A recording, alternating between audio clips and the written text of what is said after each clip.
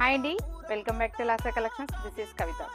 ఈరోజు మీ ముందుకి బ్యూటిఫుల్ కలెక్షన్ అండి చినాన్ క్రేప్స్తో తీసుకొచ్చాను.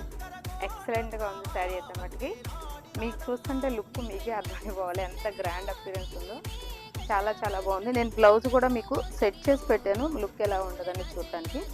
బ్లౌజ్ వచ్చేసరికి ఎలా వచ్చింది, అసలు ఎంత బాగుందనండి. నాకైతే మరి పర్సనల్గా బాగా నచ్చింది శారీ అయితే మటుకి.